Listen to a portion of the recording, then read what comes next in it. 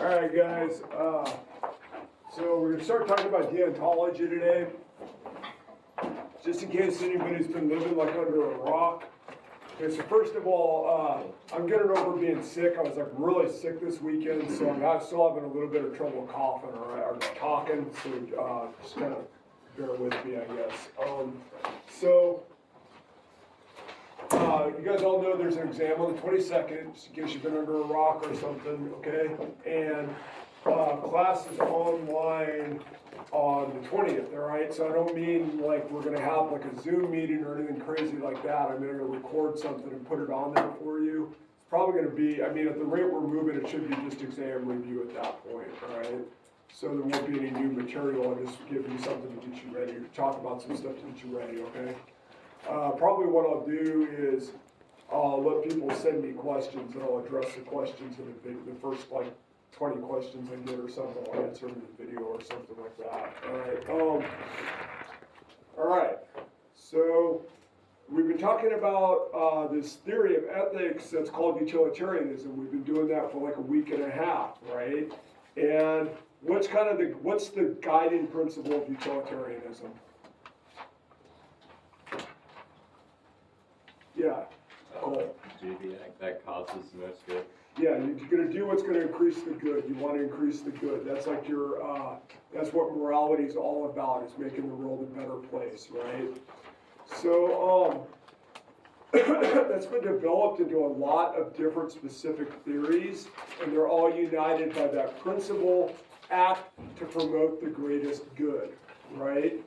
So a lot of people, they like utilitarianism. They find it to be really appealing because there is this focus on picking the best course of action, like the one that's going to have the best consequences. And some people find that to be just kind of like common sense. Like, why would you do anything else? Like, what else could there be to wrong and right than doing what's going to bring about the best results, right? Make everybody happy. Now, the problem is, a lot of the time, these theories recommend choices that make people uncomfortable, right? Whether they bring about the greatest good or not, all right? So, when utilitarians, or can anybody, what's an example of that we talked about in this class? Like a choice where the choice that's going to cause the greatest good makes you uncomfortable, makes you not want to do it. Yeah. Yeah, you. Yeah, sorry. Of the organ snatchers. What's that? The organ snatcher. What is it again? I'm sorry. Carly. Carly, yeah, that's right. Okay. I knew it started with the C. So, yeah, like you got this case where the doctor needs to save 5 people, and he can do it by like taking organs out of an innocent person. Most people don't want to do that, right? So it kind of shows there's like this discomfort sometimes with really following through on utilitarian principles, right? So utilitarians, when you kind of confront them with that kind of thing, they kind of have 3 choices, right? They can kind of dig in and say the problem's not with our theory, the problem's with you, right? Moral common sense is what's wrong, it's not our theory, right? And you just got to get over your discomfort and get on board with the new ethics, like the new way of thinking, okay? They can also modify their theory, and they can look for a theory that's still based on utilitarian principles, but it's kind of like supposed to be better, and it's going to kind of like get around this problem. And that's kind of caused the theory to kind of evolve over the years and branch off into different kinds of utilitarianism, like rule utilitarianism. Or, they can just give up being utilitarianism and say, I guess we were kind of wrong right at the get-go, and they can accept a new theory, right? So this week, we're going to look at the theory, and this is the last theory that we're going to look at before the exam. This is the big one that's usually presented as being an alternative to utilitarianism, all right? This is deontology. So a lot of the time, utilitarianism and deontology, they're presented like that's it. You have like this dichotomy, you're either a utilitarian or a deontologist, okay? And that's not true. After the exam, we're going to look at some other moral theories that are out there But these are, the utilitarianism and deontology, those are the big ones. Those are like the most popular ones, the ones that most people follow. The other ones are ones you're unlikely to have heard of outside of philosophy, except for social contract theory. You probably heard about that, right? But anyway, in the unit on utilitarianism, we talked a lot about kind of abstract thought experiments like the trolley problem, okay? But it's good to keep in mind that ethics, it's not about abstract issues. We're not talking about a bunch of abstract theoretical stuff, right? He talked about a confrontation in his book between Elizabeth Anscombe and Harry Truman over a very real situation that was deadly serious. It was a matter of life and death, literally, for hundreds of thousands of people. Does anybody remember, what was the key event that they disagreed about? Yeah, Liliana? The bombing on Japan. The dropping the atom bomb in Japan, right? So let's think about that situation for a minute, okay? It's 1945, all right? World War II is coming to an end, and Harry Truman, as President of the United States, he faced a terrible choice, okay? The U.S. was winning the war, but Japan was refusing to surrender, and, you know, nobody landed in Japan. The Americans hadn't got to Japan yet, and the Japanese said they were going to fight until the last Japanese person was dead, okay? And it was estimated by military planners that an invasion might cost the Americans up to 1 million dead and wounded, okay? And of course, there would be an unknown but a huge number of dead Japanese, right?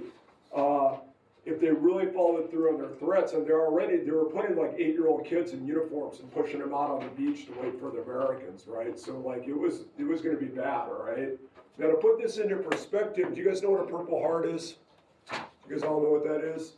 Okay, so I have a Purple Heart. It's from 2007, all right? You know what year it was made? It was made in 1945 to get ready for the invasion of Japan. So they made so many medals, they made so many Purple Hearts for that invasion because they were anticipating that many dead and wounded that they still haven't run out of those, even though we fought 4 major wars since 1945. All right, so that should kind of put that into perspective. All right, but there was an alternative. Okay, there was an alternative to landing in Japan and trying to fight them on the ground. There was this atomic bomb that had been developed in secret, and it was finally ready for use. Okay. Now, the thing was, the Allies, they bombed cities before this, all right?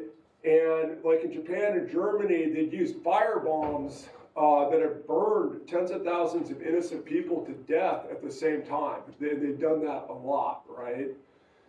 Now, the thing was, in those cases, they could say, yeah, we know that innocent people are going to die, but they're not our target. Our target are military installations, and like stuff that the military is using, like factories that are making tanks and like railroad lines that they're using to transport troops and stuff like that. And these bombs are just not that accurate. So unfortunately, people nearby are going to get hurt, and we can't get around that, all right? Now, the atomic bomb was different, all right? The A-bomb was so powerful that they could only just say, we're just going to blow this whole city up. There's no way they could pretend anything else was going to happen, all right? Now, we all know, what did Truman do? He dropped the bomb, right? So tens of thousands of people, like old people, women, children, people had nothing to do with the war, they were all vaporized instantly, and hundreds of thousands of others were terribly burned by radiation, and they died later, or they were really sick, or their kids were sick, all right? But Truman always claimed, he said he had no regrets in his choice. And it did have the desired effect. The Japanese surrendered after that. Well, it took that and one more time, and then they surrendered, okay? And they never had to have this invasion that was expected to be so terrible, okay? So, and you know, like I said, Truman said he slept like a baby after he did that, all right? So let's think about this from the point of view of moral philosophy, all right? Why do you think why did he make the decision that he did? What do you think his reasoning was? Yeah, Carly. To save the lives of the soldiers. What's that? To save the lives of his soldiers. Yeah, he wanted to save the lives of his soldiers. That was a big factor, right? So he wanted to preserve the lives of the American servicemen. What else was he thinking?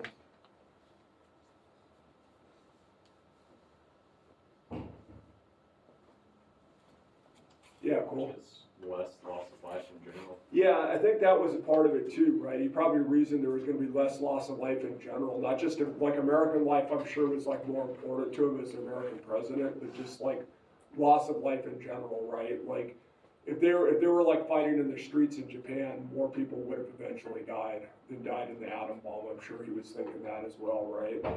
All right. So why did Elizabeth Anscombe disagree with him? Why did she say? Why did you think he made a bad decision? Yeah, cool. She just thought that there's some more lines that you just can't cross. Yeah, and what was being crossed? What were they doing in this case that was unacceptable? Killing civilians. Killing innocent people, right? Yeah.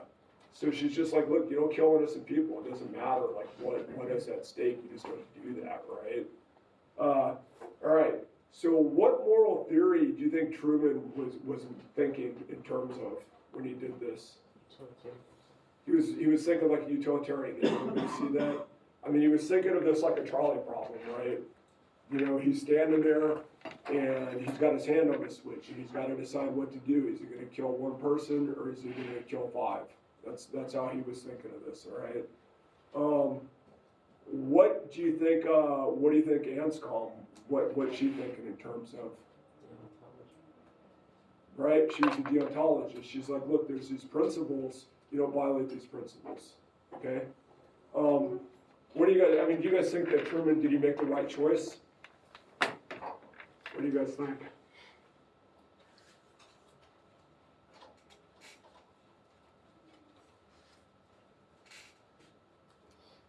Does anybody feel like he did the wrong thing?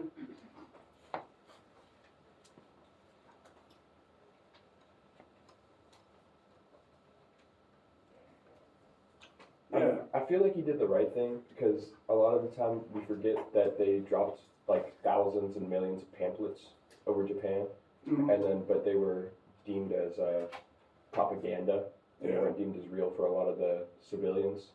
So it's like they could have left.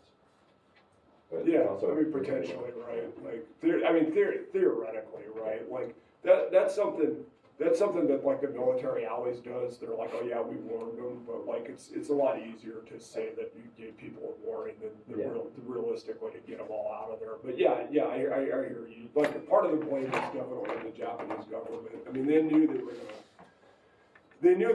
they'd lost the war at that point. They were just like dragging things out, you know. So yeah, I mean that's something to think about. Did you think what else? What else is important? Yeah. I think a lot of times, like, you don't think of, like, the aftermath, too. Like, soldiers come back with so much, like, PTSD and, like, war, like, Yeah. related issues. And What do you health think problems. do you think that makes it better to drop the bomb or worse? Yeah, well, I think, because, like, you're going to have that on both sides, right? Like, if you have 2 warring nations, then soldiers on both sides are going to have these health problems and mental health issues.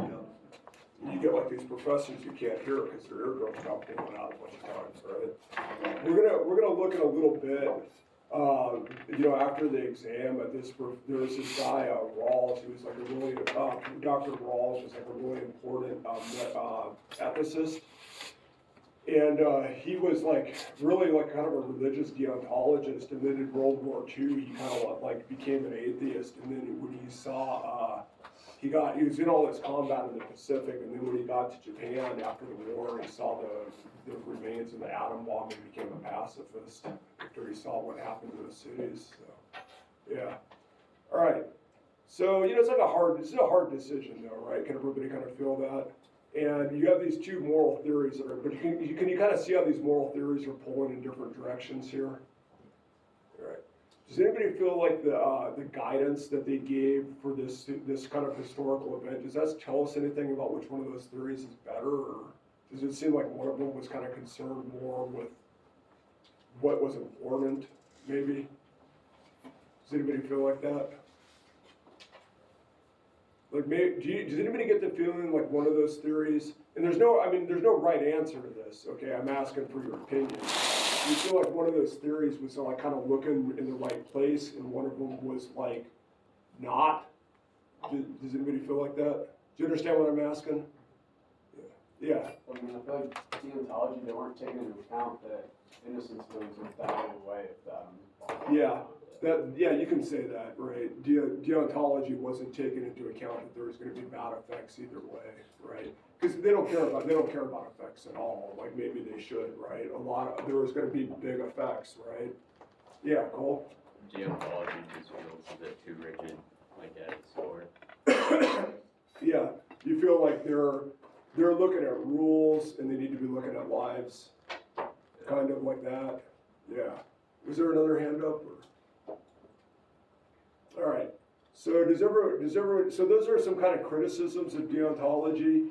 A deontologist might say, look, to a utilitarian, you shouldn't be looking at consequences, you should be looking at principles. I mean, there's some principles that are just inviolable, right? That's why you have like commandments and stuff like that. But, some people do feel like, like deontology, they're not looking in the right place. Like these are not abstract, this is not about abstract principles, it's about people's lives at the end of the day. And some people really feel like that, right? Okay. So let's talk about deontology, okay?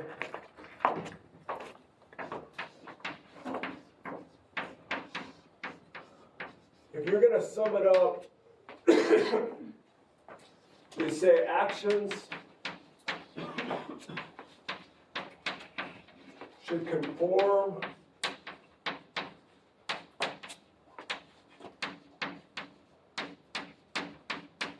to moral rules. Okay, actions should conform to moral rules. Okay, so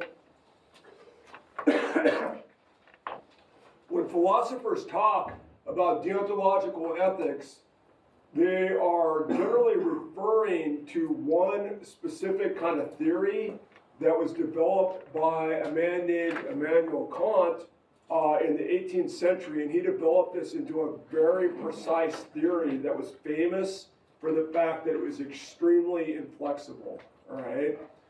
Now, this theory was sharpened up more recently by philosophers like Elizabeth Anscombe, who was actually not a deontologist, she was a virtue ethicist, but we'll talk about that later. And unlike Kant himself, modern day deontologists, they tend to be religious. That's the background that they tend to be coming from is religion, and that's why they're deontologists and not anything else, all right? And also, we're going to talk a lot about Kant and his particular kind of deontology. And like I said, he was very hard-headed about it and very inflexible. Modern deontologists are a little bit less, inflexible. They tend to be more flexible than Kant was, okay? So deontology is more accurately a name for a certain way of thinking, and it can encompass a diverse range of theories that might vary widely in the specifics, okay? And you can kind of see that because there's different religions, right? So there's going to be different kinds of deontology. Now, it can be a little bit hard to define exactly what a deontological theory is, but the best way to understand a deontological theory is a theory that is not consequentialist, right? So what's a consequentialist theory? Yeah. It's one that's based off the consequences of the actions. That's right, yep. So it's not that, so it's not consequentialist, right? So when a deontologist needs to decide what to do, they look to a set of rules or norms for guidance, right? And they do what those rules tell them, and they're like, damn the consequences, all right? So consequences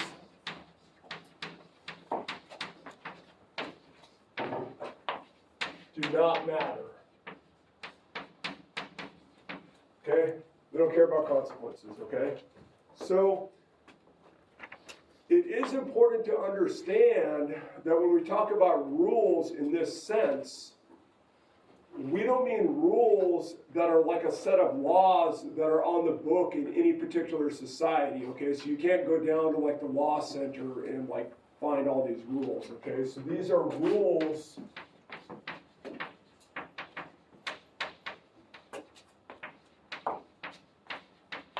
the sense of moral norms,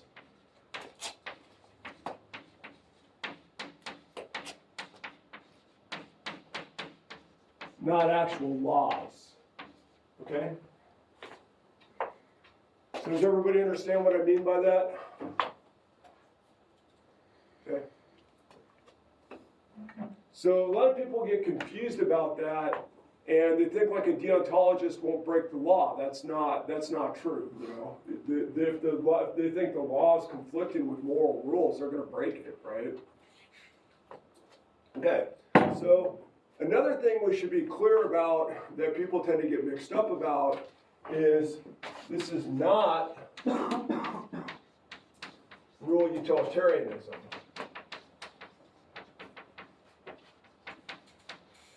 Okay? So, that can be a little bit difficult to understand at first, like what's the difference, but there is a clear difference between them, okay? So, rule utilitarians want to have a set of rules where each rule is picked because they think having that rule is going to bring about more good in the world than any alternative rule you can have, or more good than like not having a rule at all, right?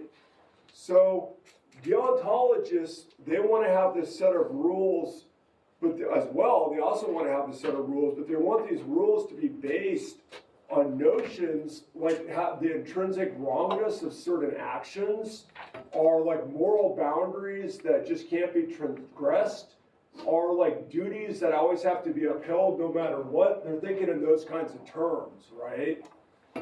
So both of these groups are guided by rules, but where their rules are coming from are going to be different. All right, does everybody understand that? Does everybody understand the difference? Okay, and furthermore, most rule utilitarians regard their rules as being a little bit flexible. A classical deontologist does not see their rules as being flexible. All right, they're not flexible in that way. All right. Okay, so that's deontology.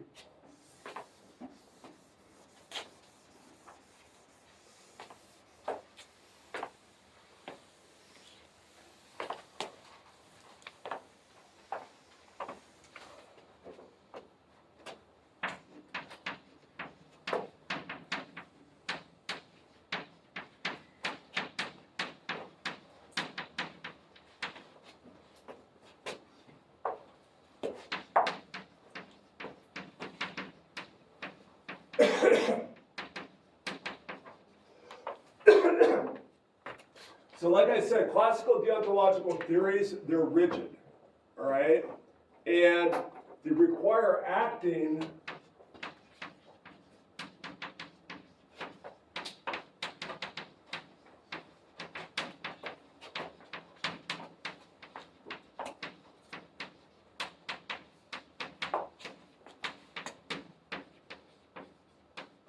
without regard to the consequences, all right? Like, they're going to act and they don't care about the consequences. They're going to follow the rules, they don't care about the consequences, all right? So one of the most discussed examples in this context is that, I'll give you guys a minute, I see a lot of pencils moving right now. Okay, so one of the most often discussed examples in this consequence is that inquirer and murderer case, all right? Does anybody remember what's the deal with the inquirer and murderer? Can anybody remind me? What's the story? Sure. The murderer shows up at your door and asks if the kid is in the house they said before. Yeah, right, so this kid runs in your house, I think that kid's hiding in there, and then this obviously crazy looking guy shows up with an axe, and he says, is there, did a kid just run in here, right? So, can a deontologist lie in that situation? No, all right? Because different deontological codes, they're going to vary in the details, but none of them is going to permit lying. They're all going to say no lying, right? So that strikes a lot of people as obviously wrong. That's just, a lot of people are like, that cannot be right. Like, no good moral theory is gonna recommend that you do that, all right? And this kind of like rigid adherence to duty, and this seems like there's like this cold indifference here, right, to the consequences of your actions, and that's been the basis of a lot of criticism of deontology over the years, right? It's kind of the same thing, you know, people in here were saying a minute ago about the atom bomb. Like, why are they not paying attention to consequences? That seems really kind of cold-hearted, right? So, given that deontological theories have what seem like these kind of obvious drawbacks, why do you think,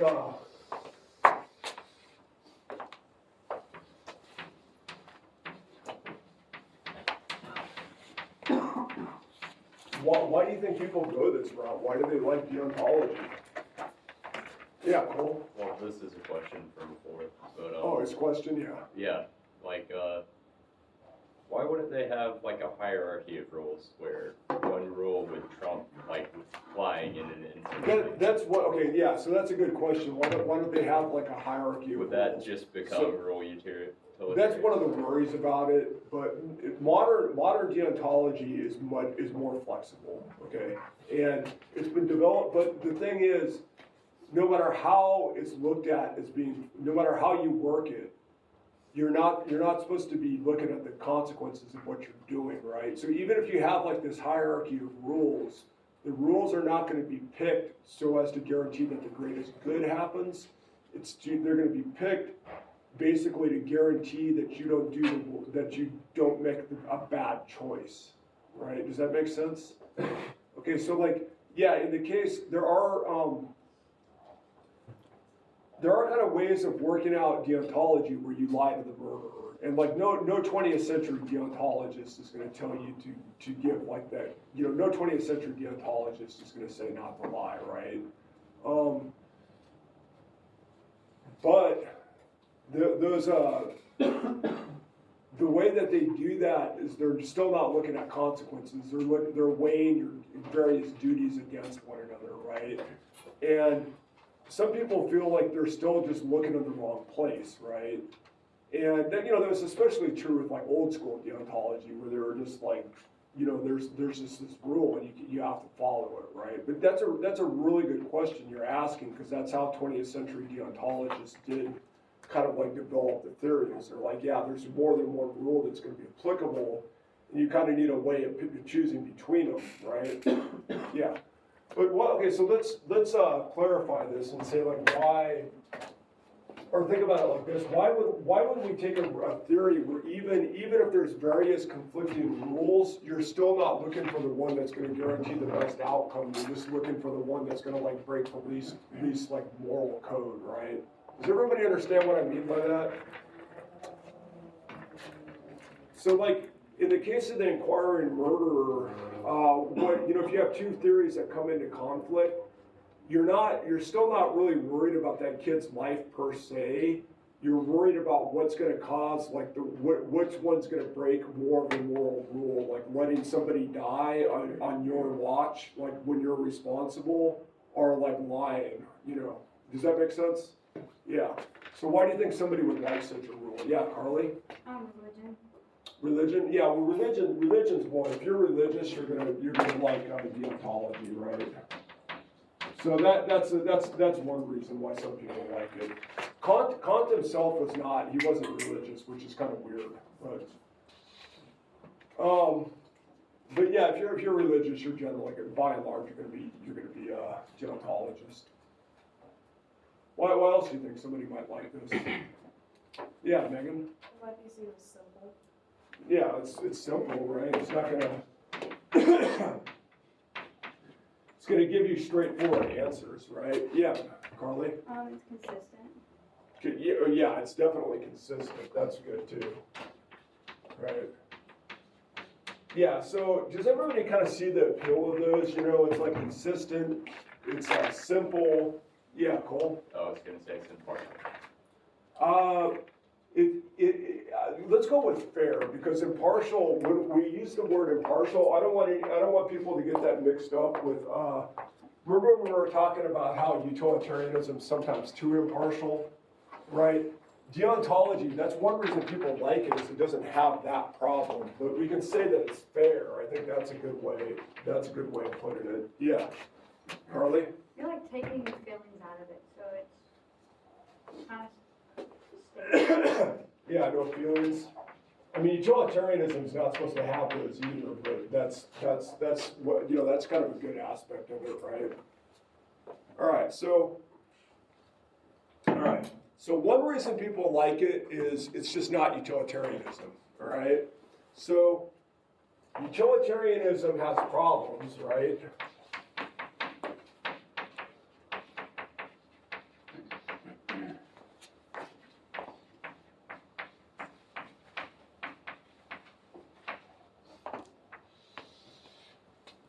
Sometimes it permits too much. This is the way a lot of people put it, is sometimes it permits too much.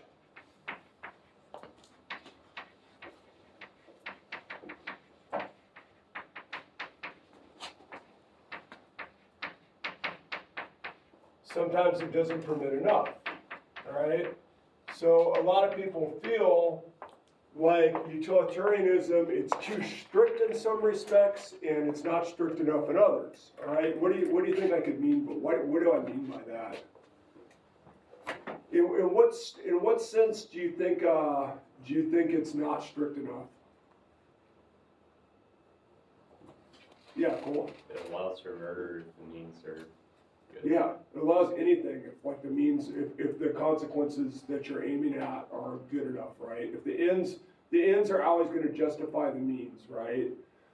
So remember, like in the case of the doctor with the organs, a utilitarian is going to want to take those organs, right? And that strikes like a lot of people as just being wrong, okay?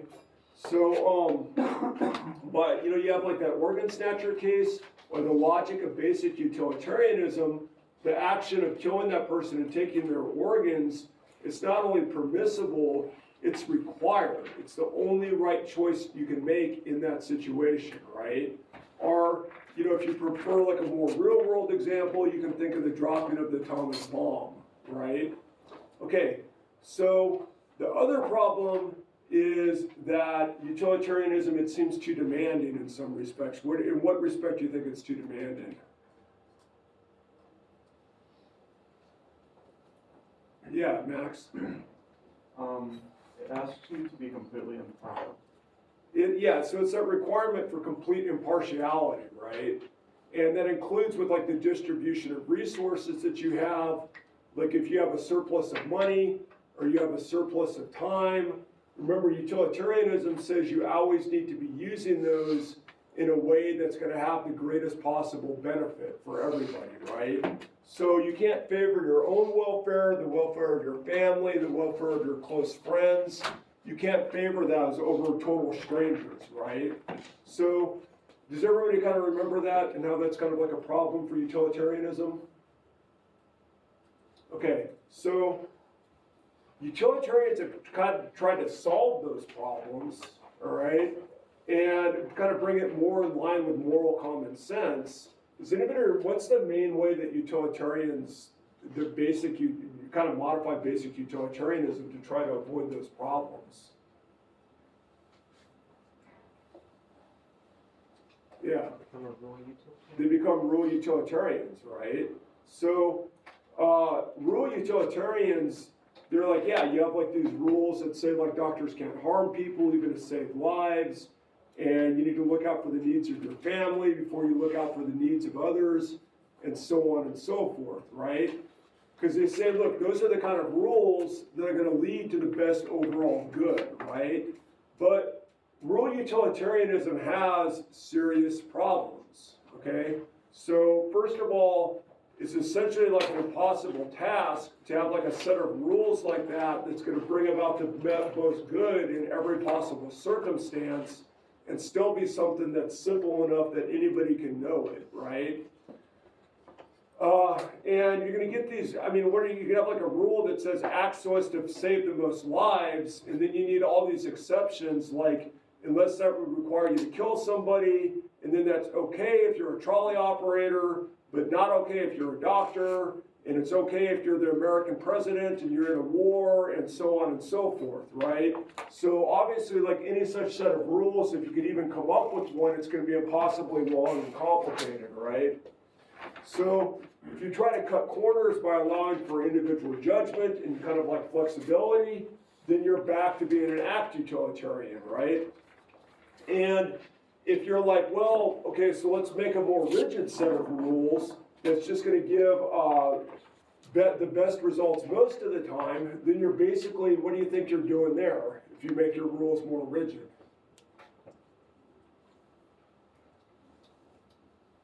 Yeah. Basically just becoming a deontologist. You're becoming a deontologist, right?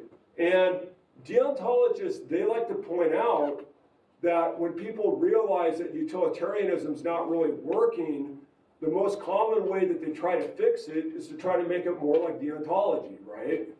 So they say that's a pretty good evidence that our theory is right and utilitarianism is not right, okay? So to sum this up, if they say, look, if you're concerned with finding an ethical theory that's going to be a good guide to action, basically you got this choice. You got utilitarianism or deontology, and utilitarianism's got these serious problems. Well, let's be deontologists, all right? So that's one reason, right? Okay, so another thing that they like about it is they say that deontology categorically, God, I don't even know how to spell that word.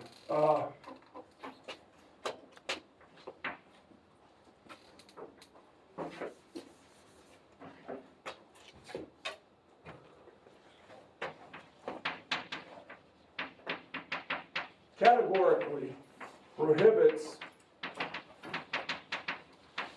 bad behavior.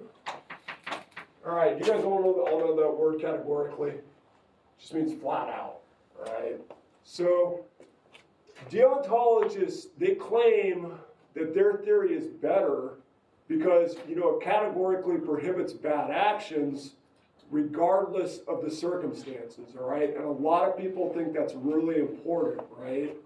So that means that things that like lying, murder, stealing, those are wrong. Those are considered wrong because they're inherently wrong, all right? They're just wrong.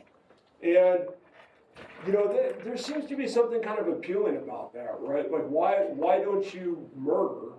It's not because, I mean, is it because it makes somebody unhappy? Like, I don't know, maybe. But, like, it's also just seems like it's kind of a bad thing to do, right?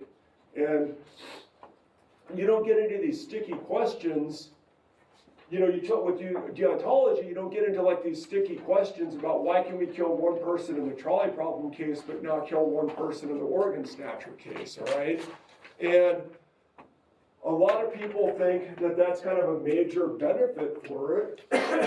As you guys pointed out, it's simple, consistent, and fair, right? And that's kind of because of this, all right? Is this making sense? Does everybody kind of understand this? Okay. Also, deontology is, it gives more freedom of action.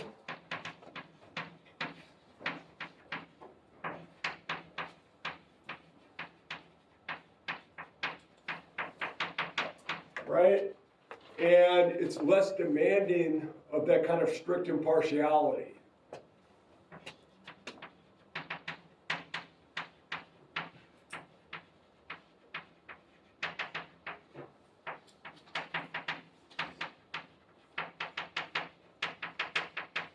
Okay, can you guys read that?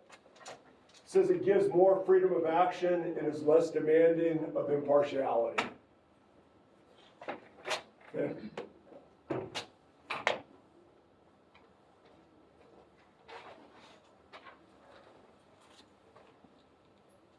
What do you think I mean by that? What do you think I mean when I say it gives more freedom of action and is less demanding of impartiality? Yeah, Max? As long as you're not like violating the principles, Yeah. you can kind of just like there's a little bit more, leeway of what you can do. That's right. Does everybody understand that? So utilitarianism, it's really strict. You always got to act to increase the greatest good, you know. And anytime you have a choice, like a moral choice, and you got to think, like anytime you spend resources, even if they're your own resources, that's a moral choice. You're kind of choosing how you want to invest those resources and how you want the world to be.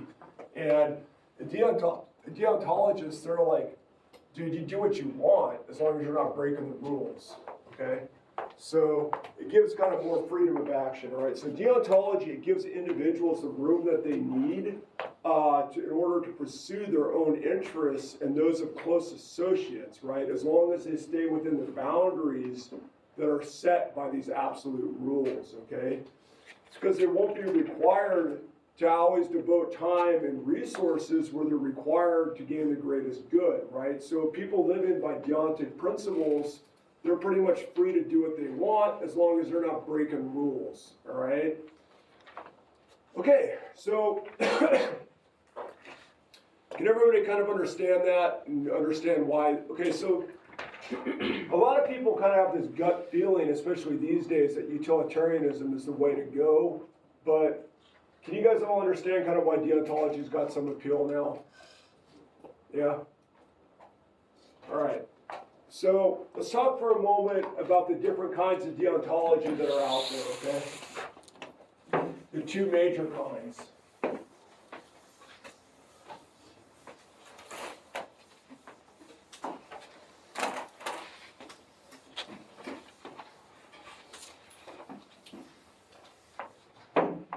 So, we're not going to get as far into these as we did, you know, these are not really as important to know about as like rule utilitarianism and act utilitarianism are, because these distinctions, it can be a little bit hard to grasp in the details, but the basic ideas are pretty easy, all right? One thing you should remember too, though, is like just like rule utilitarianism and act utilitarianism, that's relatively recent, that came about like in the 50s, right? Earlier deontologists like Kant, they didn't necessarily see this distinction, okay? So, an agent-centered theory, all right? An agent-centered theory, it's centered on the individual agent, all right? So, morality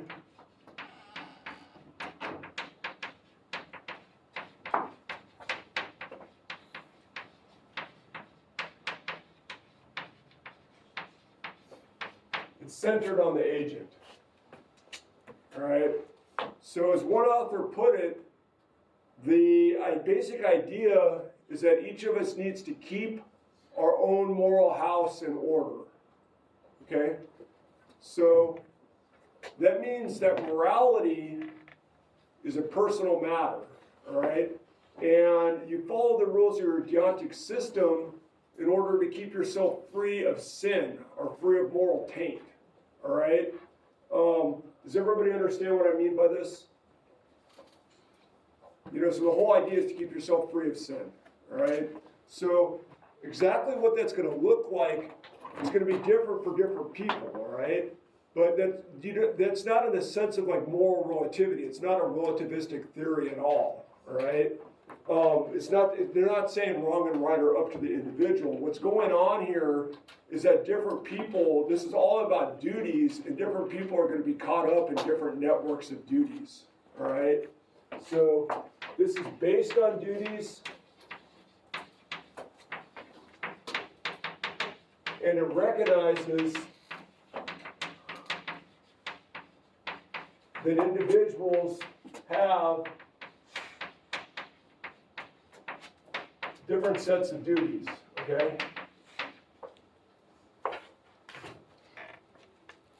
Right, like, what do you think I mean by that, by individuals have different sets of duties?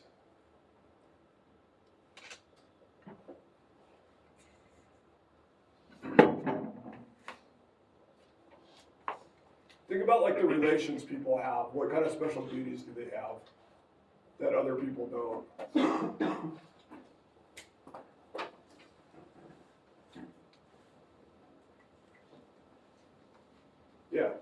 you're a parent, you would have a duty to your kids. That's an excellent example, right? Parents have duties to their kids that they don't have to somebody else's kid, right? Husbands have duties to their wives that they don't have to like every woman out there, right? Does everybody kind of understand this? I have a duty to you. I don't have a duty to other students at Georgia Southern. Their professors have that duty to them, right? Okay. Like I grade your test. Like I don't grade other people's tests. I don't have that duty to them, right? All right. So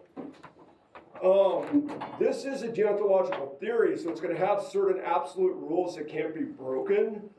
But besides this, the main focus of this kind of theory is the requirement that each agent has to this network of duties, and they have to live up to the obligations of this network of duties, right? Okay, so does everybody kind of understand more or less what this is? What it means to be an agent-based utilitarian? Agent-based deontologist.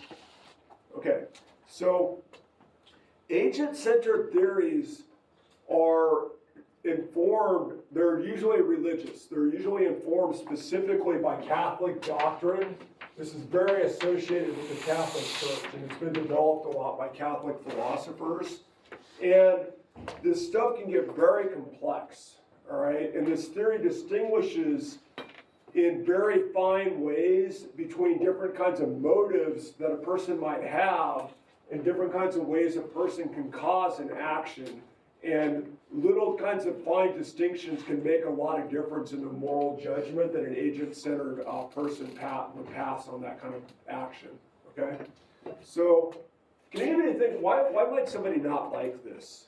Even if they were deontologists, why might somebody be like, yeah, that's not right?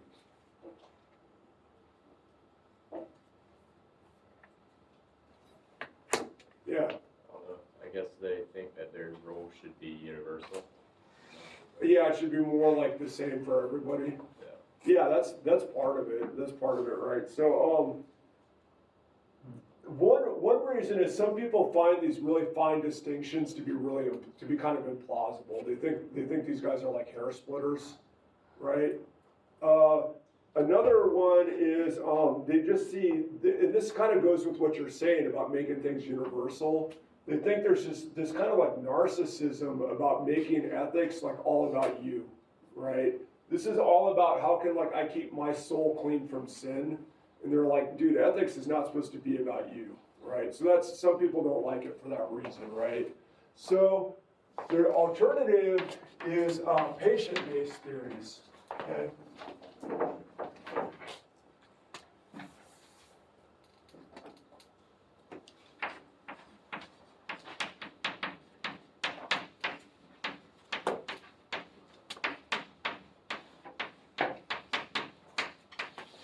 All right, so a patient-based deontologist, so these words are being used in the sense, agent and patient. This is the way, this is carried over from the branch of philosophy called metaphysics. The agent is the person the agent is the entity that is acting, okay? And the patient is the entity that is being acted on. All right, so like if I lift this water bottle, I'm the agent, the water bottle is a patient. Does everybody understand that? So what do you think patient-based theory is all about? Yeah. The reason? The reason? Kind of, yeah. Kind of, yeah. The other person. Yeah, so if this is about the person who's acting, these are about the person acting on. Acting on, right?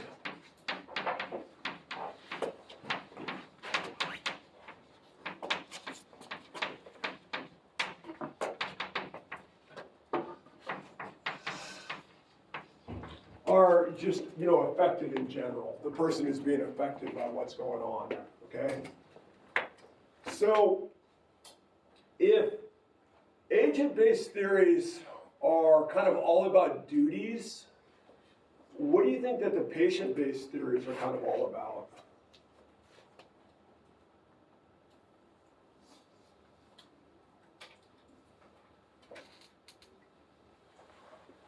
Yeah, Max? Obligations to the people?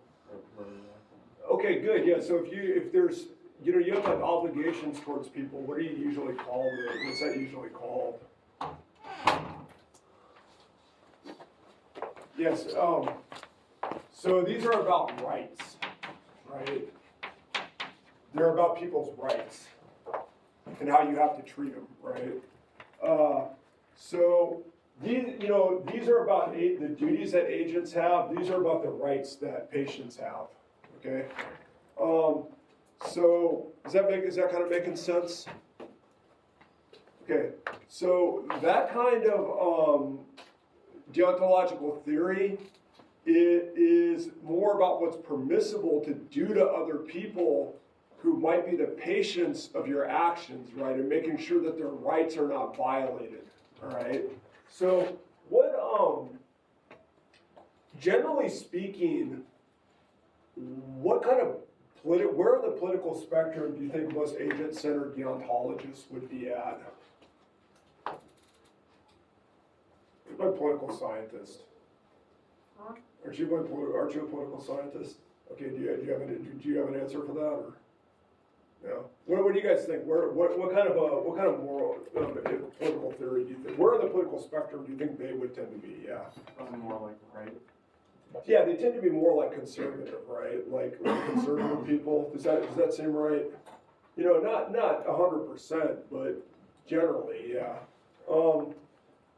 Where do you think they would be? Kind of. I mean, not all people on the left are really into rights, though, right? People on the left tend to be more utilitarian in thinking. Yeah. They're definitely libertarian. Yeah. So this is people who are patient-based deontologists. They tend to be libertarians, right?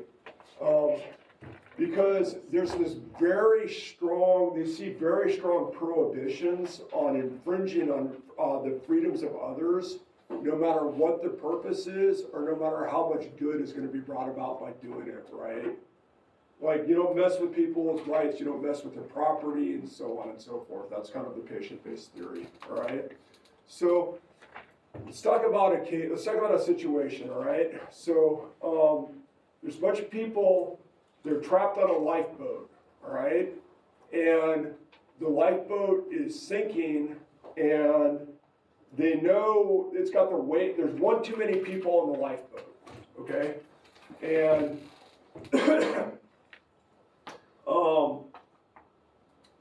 okay, so there's one too many people on the boat. So this idea gets kind of discussed of grabbing somebody and throwing them off, all right? Otherwise, that whole boat's going to sink, okay? So what do you think an agent-based deontologist would do? Yeah, Carly? Probably throw the biggest person off. Throw the biggest person off? Okay, good. Why do you think they would excuse doing that? Because it kind of makes the most sense. And I feel like if you're talking about it, like, Catholically, then, like, usually that's the dad, kind of. What, the dad's gonna get thrown off? Yeah. Oh, yeah. But it's kind of like a sacrificial thing. Not like sacrificing, like killing them, but like Yeah, sacrificial Yeah. hearted. okay, good. Okay, so, well, yeah, so this is kind of surprising, right? But yes, they would throw somebody off, right? Because there's this distinction that, again, it comes from Catholic theology, Catholic ethics, or Catholic philosophy. There's a distinction between killing somebody and accelerating their death, okay? So that boat is sinking, all right? So that person is going to die no matter what, all right? So you're not really killing them, you're just making them die faster, okay? And so they're like, yeah, okay, all right? So yeah, you know, you're right, yeah.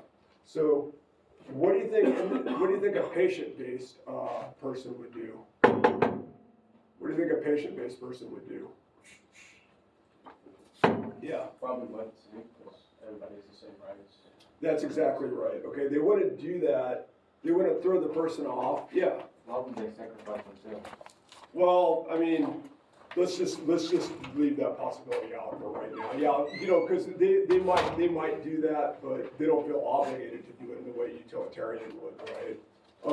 say they're not heavy enough. Say that they're not heavy enough to save the boat. Yeah. But I feel like with the deontologists, like if someone, let's say they might be like, it's my duty as like a man or like a Yeah. father to sacrifice myself and to throw myself off the boat. Well, it depends on what kind of deontologist they are, but like, yeah, they might. But okay, so so you guys are asking very good questions now. Let me modify the story a little bit. Let's say the boat is, you need to get 200 pounds off the boat, all right, and you weigh 150 pounds. Okay, does that make now does the story make more sense? Okay, so you jumping off the boat's not going to save it. Okay, all right. So then you got to throw one of the heavier people off. An agent-centered person is going to say, yeah, because you're not killing them, you're hastening them, you're just accelerating it. And a patient-centered deontologist is going to say, no, because you are violating that person's rights. Okay? Yeah, Ruby? What would an agent-centered one do like if the trolley problem? Okay, that's a really good question. Okay, what do you think these people would say in the case of the trolley? Okay, yeah, what do you think these people would say in the case of the trolley problem? What do you think? I guess the agent one would do like the patient would do. What? Like the agent-centered would and then the patient is. Okay, I can tell you what they say, what leading philosophers in these groups say, and then you can tell me whether it makes sense to you or not, okay? So an agent-centered person they say yes, okay, because they're considering, again, a Catholic doctrine called double effect, all right? And double effect says you need to think about not the physical action that's being committed, but the intention behind the action, okay? So when you throw the switch in the trolley problem, what's the intention? Is it to murder the one person? What is the intention? Right, to save more lives. So the action should be described, I'll get you in 1 second. The action should be described as saving 5 lives rather than taking one, right? So therefore they say, yes, it's permitted to pull the lever, okay? That's unlike, so say you're in the organ snatcher case, can you describe, what do you think they would say in that case?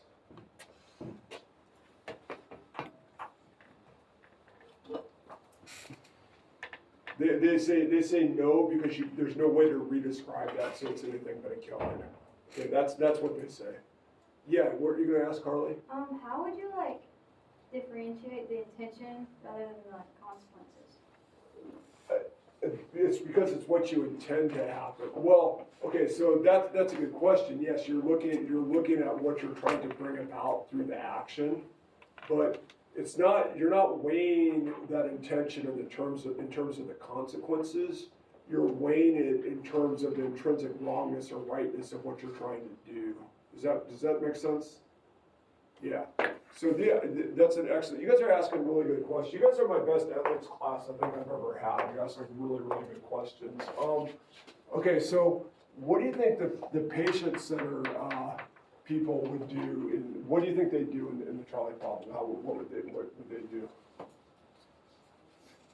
Probably not. You might think that, right? They say they would, right? Why do you think that is? You don't know? Yeah. Sure. I would say that, there's 5 people's rights versus 1, maybe? Like, there's more rights on one side than the other? Kind of. Yeah. Yeah, I was gonna say that. Yeah. So what they say is, you're not setting that person up to get his rights violated. Okay. He's just somebody who's in a bad spot at a bad time, and you can't do anything for him. Okay. So you don't intend to violate his rights. It's not like on the lifeboat where you're going over and picking him up and throwing him off the boat, right? That's what they say. All right, now, well, I don't know if you guys find all of that entirely convincing or not. I gotta say, I'm kind of like, I don't know. There's this thing a lot of people say about deontology is it lends itself to this thing called avoision, okay? And that's like this weird technical word. But what it means is if you split hairs long enough, you're gonna make your theory do what you want, all right? And the kind of idea is like an old school deontologist like Kant, who we're gonna talk about probably tomorrow, or it's probably maybe on Thursday, I think. They would, Kant would say, and like the original deontologists, they're like, hell no, you don't pull that lever in the trolley problem case. You don't throw people off boats. You don't do that kind of thing, right? You don't, because there's like these rules, there's one rule you gotta follow all the time, all right? And in the 20th century, people don't like that kind of inflexibility. And most people have these like strong reasons why, most people have like this strong gut feeling that you're supposed to pull the lever in the trolley problem. And then so they like kind of like maneuver their theory around and come up with these complicated explanations. And they're like, oh yeah, guess what? Deontology says to pull the lever as well. And a lot of people are like, yeah, if you're going to get your theory to just do what you want like that, like what's the point of having a theory at that point, right? You know, why don't you just admit you're just going with your gut, right? Did you see what I'm saying? Okay. That was an excellent question. Does everybody understand what that whole conversation was about? Okay. All right. Now, to kind of like backtrack to where, let's say you're on the boat and like you could save everybody by throwing yourself off. Like, yeah, I think that you could definitely make the argument that if you're really looking at your duties, that's probably what you should do, right? Does that make sense? Like instead of throwing somebody else off, yeah. For the patient one, right, because he has the same rights as everybody else, if he doesn't deserve the Yeah, it's in that case, it's a little less cut and dry, right? Like in this case, especially if that's like your family or something on the boat, yeah, like yeah, you better be jumping off, you know. Like when I was in Iraq, like before we went on missions, I told the person who was in charge of every vehicle, like, if that vehicle gets blown up and there's somebody on there and you get off, I'm gonna throw you back on there, right? Because you better make sure all your people are off of that thing that you're responsible for before you get off yourself, right? So it's that same kind of logic, yeah. All right, so all right, so let's talk a little bit about the history of this idea, just a little bit about the history of this idea, okay? So it's not really possible to give like a concise background of deontology the way it is for utilitarianism, right? Because deontology was just like the assumed framework for any kind of moral thinking in the Western world from the time of the ancient Greeks up until Jeremy Bentham, all right? And Christian ethics, they're pretty clearly deontological, right? But as we just discussed, Christian deontology, it was developed in ways that were very complex and maybe a little bit surprising, right? But the philosopher who's always going to be most closely associated with deontology is Immanuel Kant.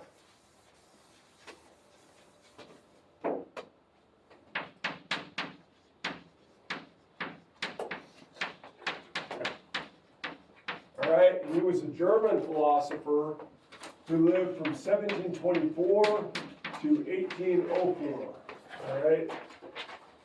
And he was a really strange guy, lots of stories about him, but he is widely recognized as being the most important philosopher since Aristotle. Like you have Plato, Aristotle, and then you have Kant, and those are like the three biggest philosophers who ever lived, like in history, all right? So,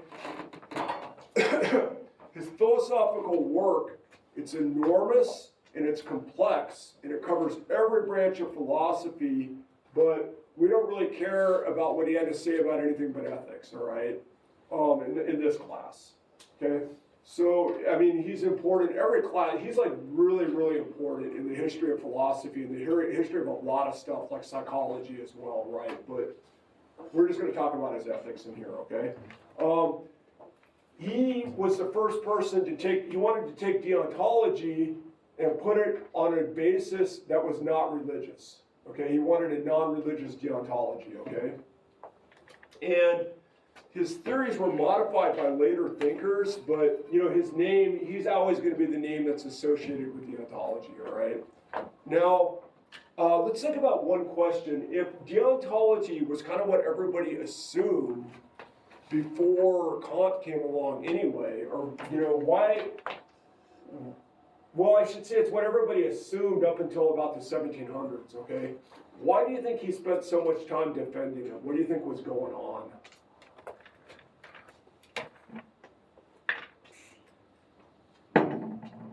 Was it at the time utilitarianism was coming up? Yes, that's great. Yes, that's exactly right, okay? So in the late 18th century, deontology had sustained like a serious challenge. It had a real rival for the very first time in history, all right? Because, Bentham, that's the time Bentham was alive as well, right? And Kant, he didn't like these crazy ideas that were coming out of England, right? And in a lot of ways, he was very different than Bentham, all right? He was much more conservative. He didn't have that desire to reform society. And he liked to stay in his office and write books. He was not a practically minded reformer like the way that Bentham was. Now, the 18th century, that was a really turbulent time, right? There was revolutions in France and America, and older institutions that have been the basis of morality, like religion and church and the divine right of monarchs, those were starting to come under question for the first time, right? And sometimes this resulted in positive changes, like it caused people to question traditional moral institutions like slavery, right? But it could also be negative. Why do you think all that was negative? And so it could be negative as well.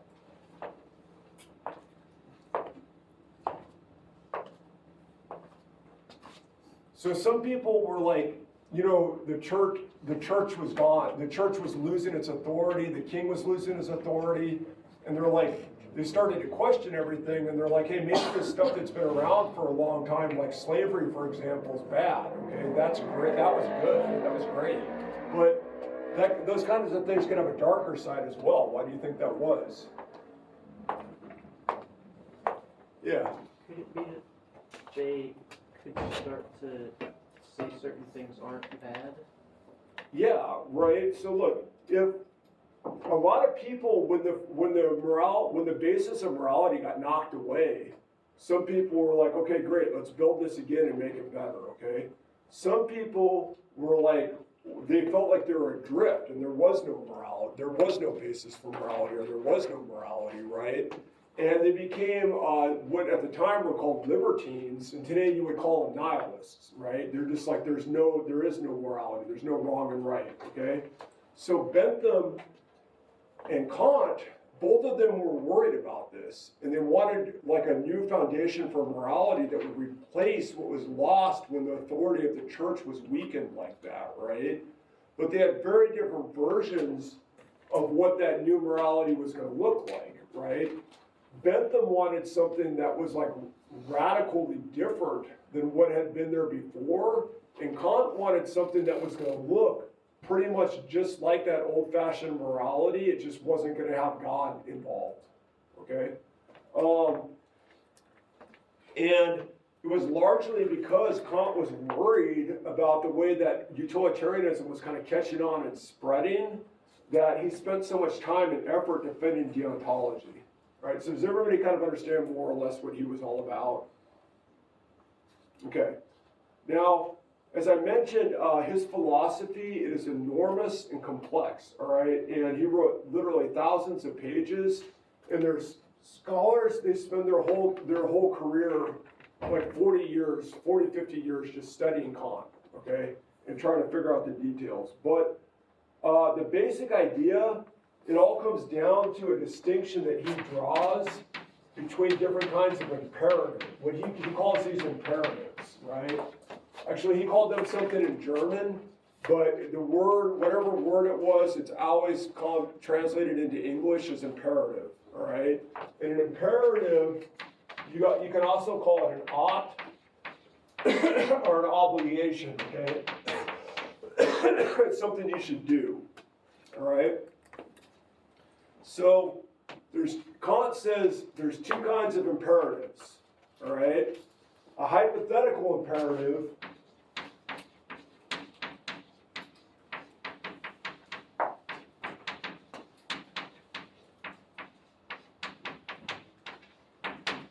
right, a hypothetical imperative is something that you should do, if you want to accomplish something, all right? If you don't care about accomplishing that thing, you got no reason to do the hypothetical imperative, all right? So, hypothetical imperative is things you should do if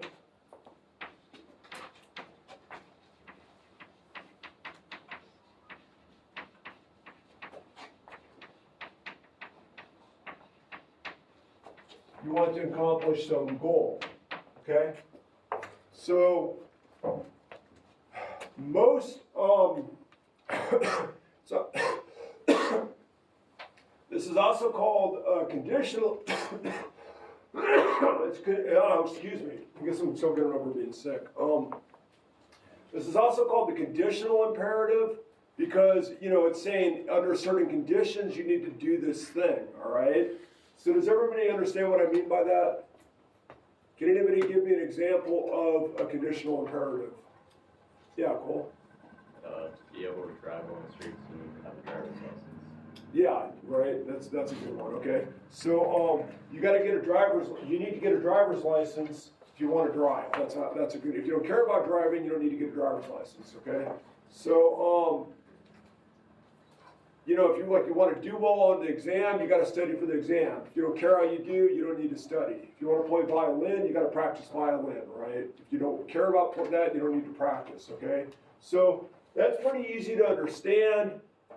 Most of the things that you are going to want to do in life, they're in this category, all right? So on the other hand, you have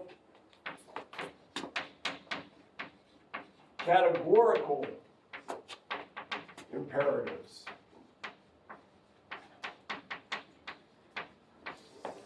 All right? And categorical imperatives, that's something you should do, period. Right?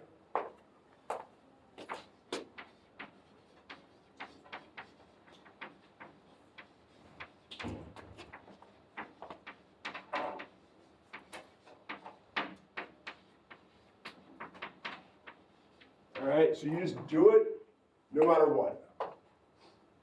Okay? So, according to Kant, there's only one categorical imperative. Okay? He thinks that everything in life is a hypothetical imperative. There's only one of these. Okay? And that is act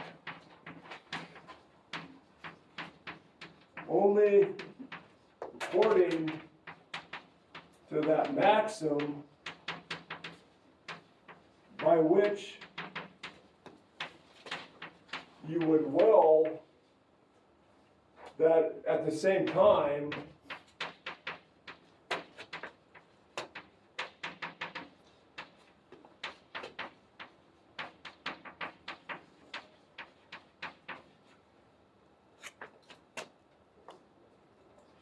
that it should become a universal law. Will. So act only according to that maxim by which you should will at the same time that it should become a universal law. All right. That's a mouthful. All right. What do you think he meant by that?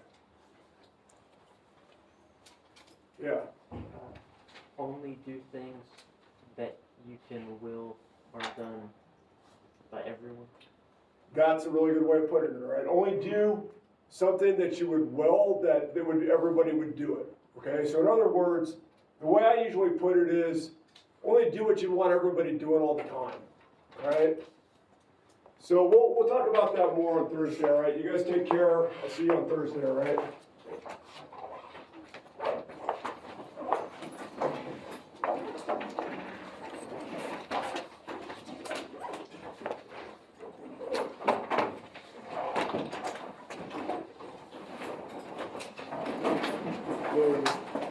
I knew it. I'm getting so good. Oh, yeah. I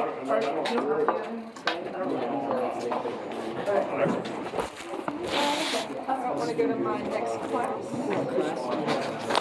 Biology.